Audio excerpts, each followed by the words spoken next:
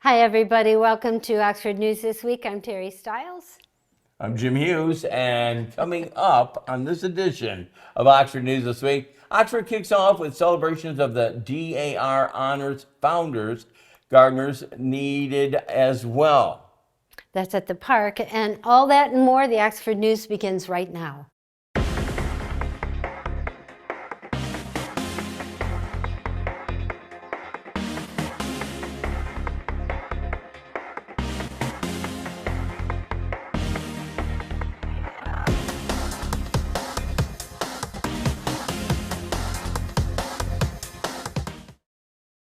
The face of downtown Oxford is changing as demolition crews tear down two longtime buildings in the village center.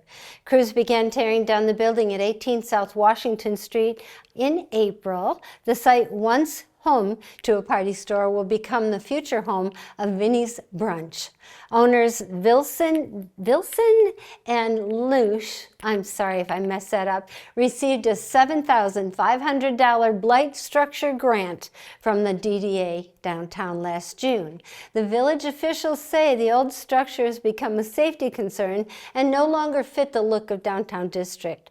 While final building plans have not been approved yet, village manager Joe Medor says a new structure will be built in its place, and it's a match to the character of the walkability and the surroundings of downtown. Meanwhile, demolition of the historic Hampton Block Company on East Burdick Street wrapped up after work began at the end of April. Village officials say no formal plans are in place for that property yet, although future condominium development has been discussed as a possible plan. Jim?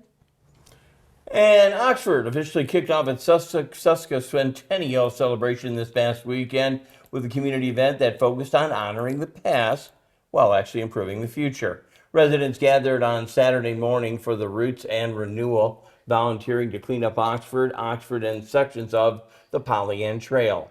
Organizers say around 30 volunteers participated at this location. Following the cleanup, volunteers gathered at Centennial Park for a memorial tree dedication ceremony celebrating Oxford's 150th anniversary. Historian Drew Holt of the Northeast Oakland Historical Society entertained the crowd by portraying Oxford's first resident, Elbridge Deming. Sharing stories from the community's earliest days, residents also received free native tree saplings as part of the nationwide effort, recognizing America's upcoming 250th anniversary. Very fun. One of Oxford's oldest businesses is getting even bigger. Barron Industries has acquired Tri-Tech titanium parts in Detroit in response to growing customer demands for vacuum melt alloy castings. That would be castings. The partnership will allow Barron Industries to establish a new facility dedicated to melting and pouring titanium products for the aerospace, defense, and industrial markets. President and CEO Bruce Barron says the acquisition marks the beginning of additional expansion and production growth for the company. Barron also plans to continue growth at its 103-year-old Oxford campus. Jim? Got to say thanks to Barron. They helped us with some football games. They're definitely a good part of the community. Yep. Members of Oxford's John Crawford chapter of the Daughters of the American Revolution gathered on Saturday to honor women who founded their organization back in 1918. During the ceremony, Orion Historical Society Vice Chair Jimmy Johnson received an Historic Preservation Recognition Award for this dedication to the preserving local history. Johnson told the crowd that passion for history cannot be taught, saying people either love it or they don't. The event celebrated more than a century of service and recognized the chapter's original founding members who helped establish the organization here in the Oxford Village. Terry? Lakeville Cemetery will honor Americans' fallen service members with a Memorial Day ceremony on Saturday, May 23rd. The event will take place at the Lakeville Cemetery on Drainer Road. Gathering and music begins at 11:30 a.m. with the official ceremony scheduled for noon.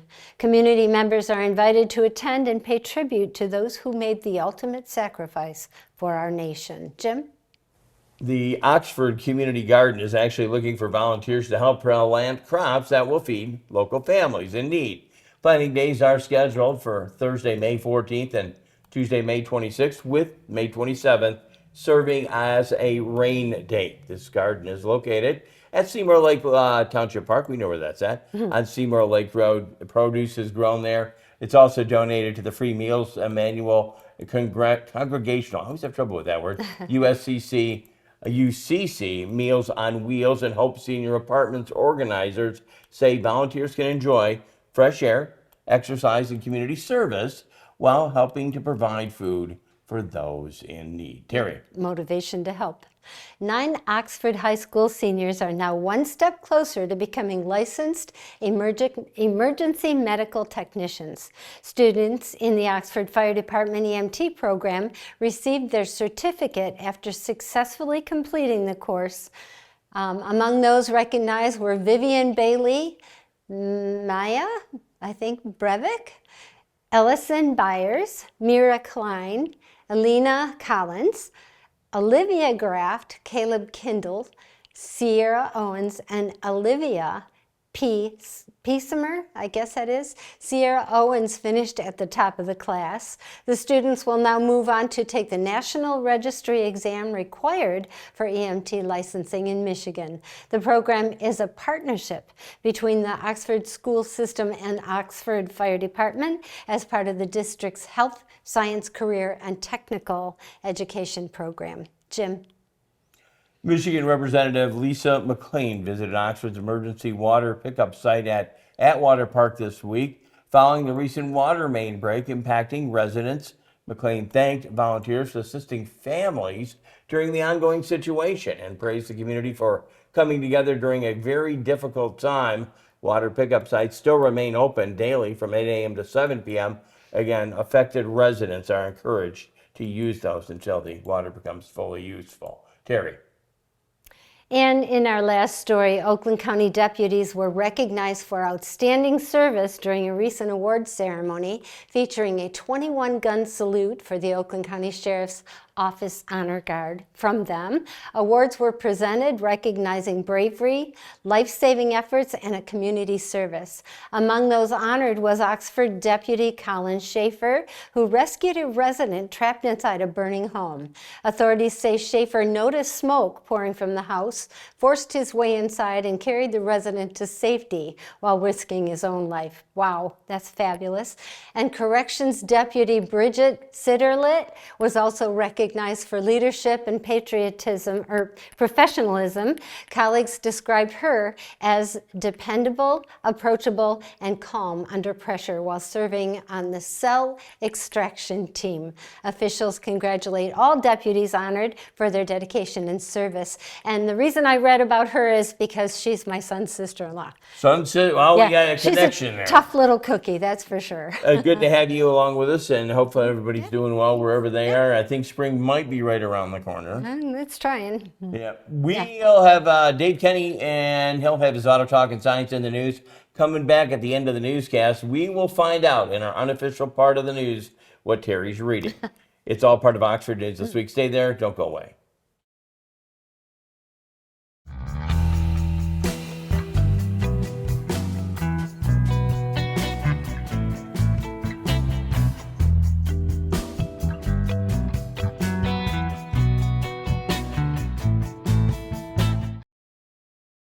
Hi, I'm Peyton Manning, and I'm partnering with the American Red Cross this year to tackle blood shortages. Giving blood's important because every 2 seconds, someone actually needs blood, and unfortunately, only like 3% of the U.S. population donates. So we have to step up to give and to make sure there's plenty of blood available for those in need. Visit redcrossblood.org to get in the game and make an appointment to give. Who can you turn to for news you can trust? Your local TV and radio broadcasters. You trust us to keep you safe during times of crisis and to deliver the weather, sports, and entertainment you rely on every day. We bring you the facts you need to make decisions that matter. And as misinformation floods social media, you can trust your local stations to deliver the truth. Text TV to 52886 and tell Congress you rely on your local stations for trusted news. Welcome to this edition of Auto Talk. I'm Dave Kenny, and this story is taken from Automotive News. General Motors and its suppliers are gearing up for a second quarter launch next year at Orion Assembly Plant, with plans to rapidly increase hiring in the coming months and scale production to 190,000 units annually, GM has told suppliers. The Detroit-based automaker will produce the gasoline-powered Chevrolet Silverado and GMC Sierra pickup, as well as Cadillac Escalade and Escalade ESV full-size SUVs at the plant in Orion Township in Oakland County after years of delay and an expected $6 billion investment. GM previously has said production would begin in 2027, but has not detailed exactly when or shared volumes, an important indicator of how many jobs a plant will sustain and how many businesses will be generated for suppliers. The 190,000 unit projection relayed to parts makers is just shy of 2/3 of the plant's total capacity.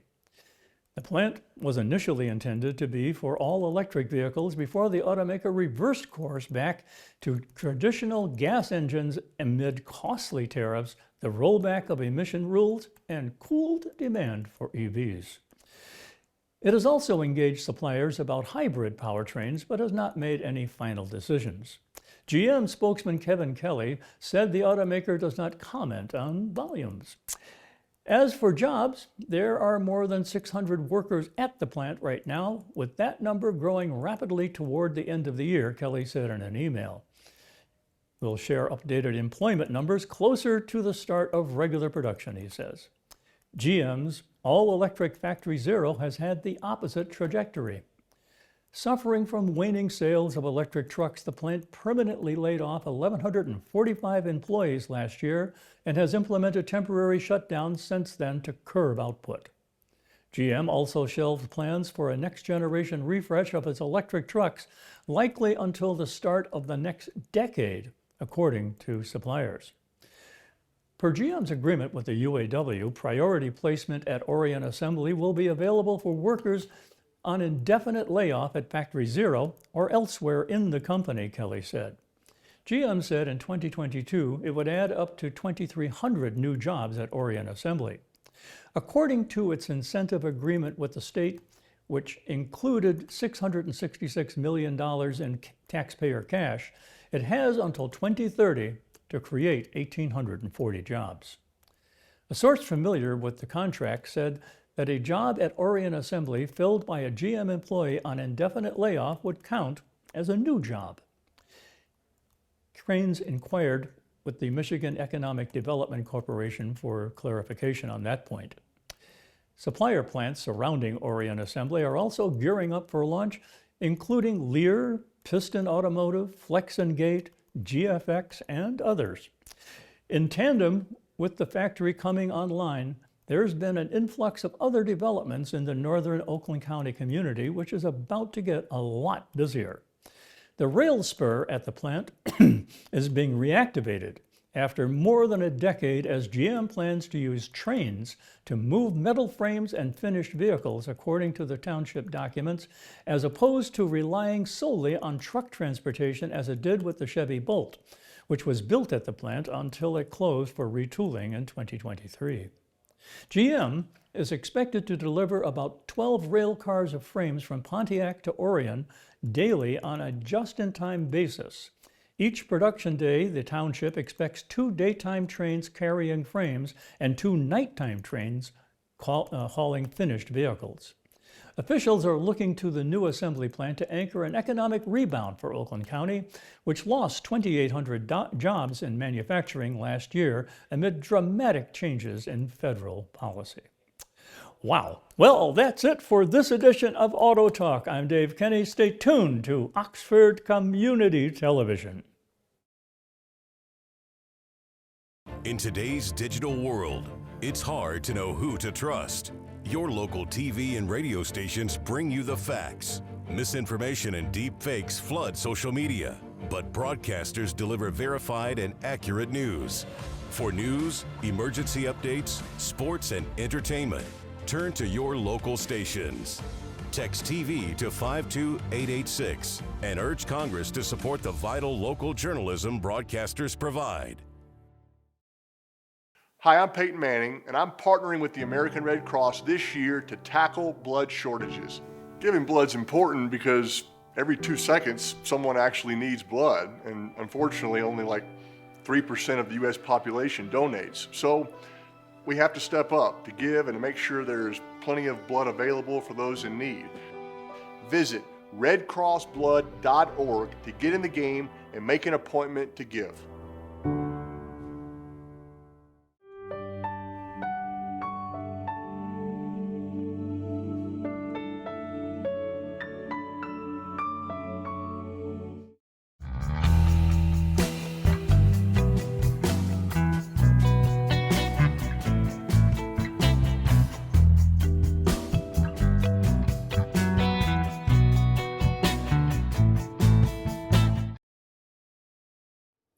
And welcome back to Oxford News this week. I'll tell you, spring sports is happening here. We'll be wrapping all that up pretty soon, but let's start out with baseball. The varsity baseball team split a doubleheader against Cranbrook Kingswood. We actually were there carrying one of it. You should see that on TV here shortly, before moving into their final OAA Red Series against Clarkston after a dominant 12-0 shutout game one, a narrow 6-4 loss in game two. Wildcats secured the series, though. They came back to hit the rubber match with a 9-8 win. The team now finishes the league play at 10-5 record, improving to 23-6 overall. They return to the field this upcoming week for a doubleheader against Lapeer, as that season will be wrapping up. Again, we were out there covering that Cranbrook game. You want to stay tuned. I won't tell you what, well, I guess I did tell you what happened, but you can see it actually happen on the air. In softball, girls softball, Oxford softball wrapped up their OAA Red season against with a doubleheader split against Clarkston. The team finishes with a 5-7 league record and stands at 13-11 overall. They will travel to Notre Dame Prep for a doubleheader. We'll have the results in our next broadcast. Lacrosse, both of them, boys and girls. Lacrosse boys team capped off a successful regular season with a win over Schwartz Creek, finishing with a 12-5 record. They are set to begin postseason play at home on Friday against Waterford United. On the girls' side of the fence, the team fell just a bit short. They lost competitively 16-15 against the Lake Orion Dragons. They will host Troy on Wednesday. And again, we'll be finishing all these broadcasts up in our next newscast. Track and field would also like to extend a sincere congratulations to our track and field athletes who earned the OAA Red All-League honors at a recent league meet. The recognized athletes are on the thing in front of me right now. You'll see it come up. It's one of the placards that we do get from the Oxford Athletic Department. Again, wrapping up spring sports, we got a little more to go. Dave Kenny's got a segment coming up, and Terry and I will finish it all off. You, again, are watching Oxford News This Week.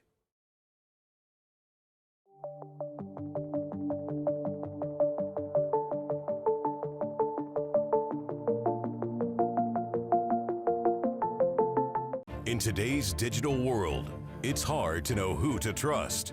Your local TV and radio stations bring you the facts. Misinformation and deep fakes flood social media, but broadcasters deliver verified and accurate news.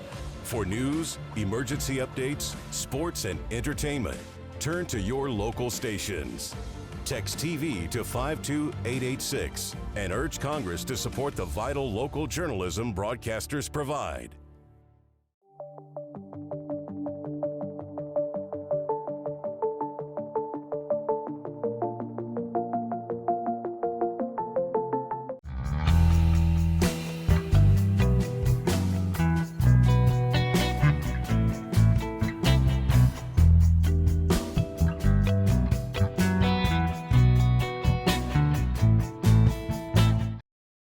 Welcome to Science in the News. I'm Dave Kenny, and this story is taken from New Scientist.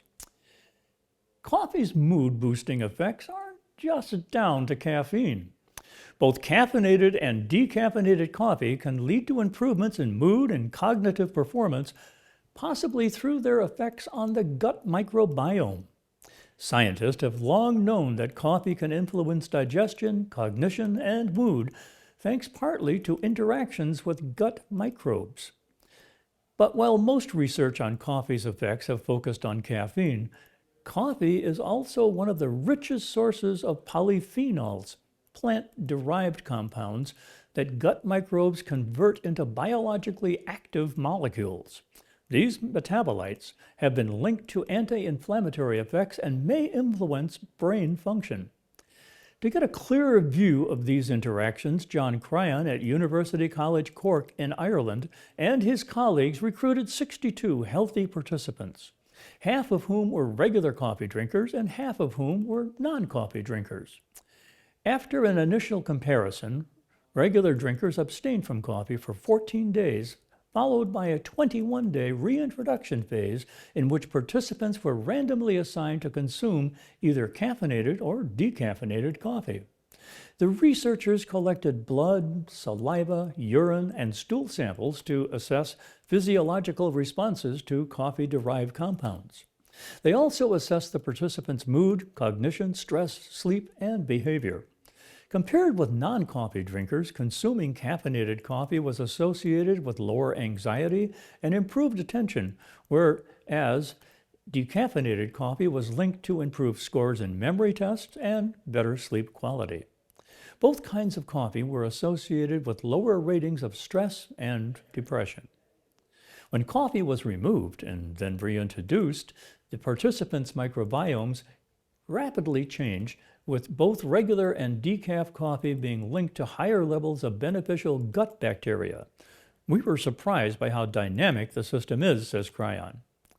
The analysis suggests that coffee's effects on cognitive scores are caused by polyphenols and not caffeine, since these scores correlated with measurements of certain metabolites derived from polyphenols in the participants' urine. Team member Danielle De Rio at the University of Parma in Italy says a key next step will be to determine how different types of coffee affect the microbiome. Not all coffee is the same. Even the degree of roasting profoundly influences its chemical composition. Nicola Segata at the University of Trento, that is, in Italy, says the work sheds light on relatively unexplored data, but warns against overinterpretation.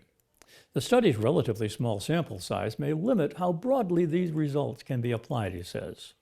The study is interesting because by examining the effect of coffee consumption on microbiota composition, it suggests that the human gut ecosystem may have helped humans adapt relatively rapidly to different diets and environments without requiring a genetic change, says Telmo Piovani at the University of Padua in Italy. More to find out, but keep on drinking. That coffee is tasty. Well, that's it for this edition of Science in the News. I'm Dave Kenny.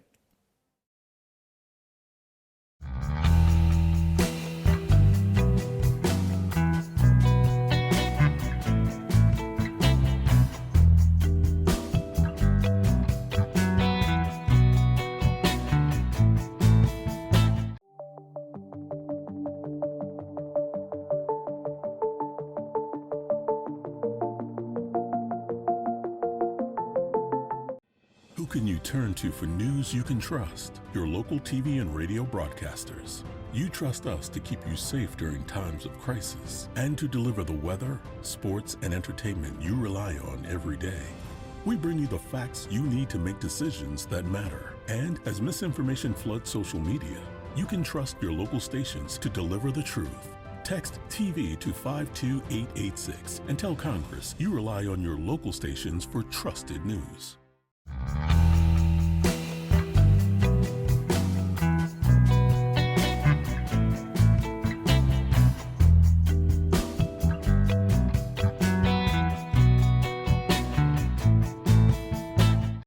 Who can you turn to for news you can trust? Your local TV and radio broadcasters. You trust us to keep you safe during times of crisis and to deliver the weather, sports, and entertainment you rely on every day. We bring you the facts you need to make decisions that matter. And as misinformation floods social media, You can trust your local stations to deliver the truth. Text TV to 52886 and tell Congress you rely on your local stations for trusted news.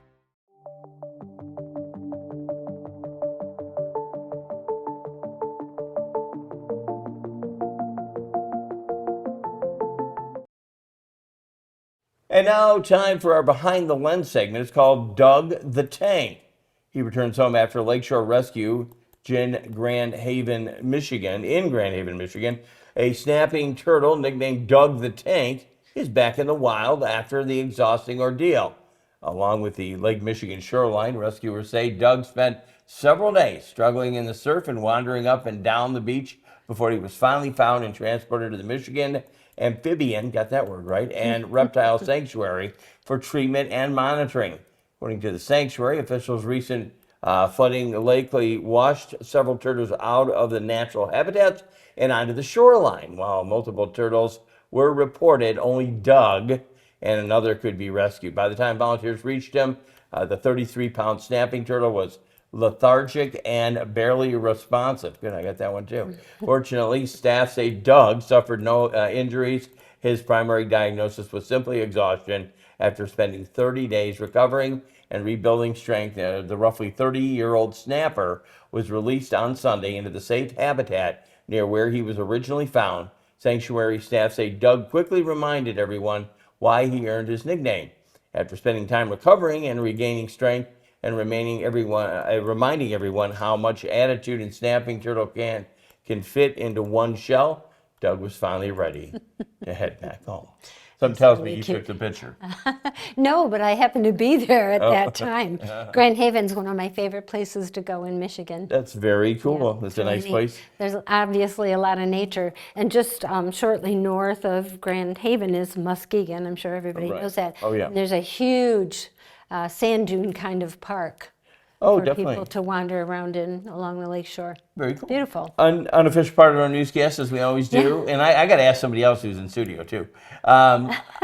What is Terry reading this week?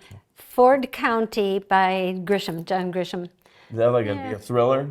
Well, Grisham is an interesting writer. He does a lot of a criminal's gone wrong, or they were jailed and they shouldn't have been. So the lawyer comes in and saves them. But this one is a slow go. I gotcha. I'm not enjoying it that much. And I've read almost all of Griffin's books. Oh, I gotcha. Okay. Yeah. And I loved the last one. I talked a little bit about it the last time. It's called Brilliant Creatures, and it was about an octopus and a relationship developed with this older woman that cleaned the aquarium. Oh, yeah. It's a darling, I thought it was a jazz lady. darling book. The jazz one.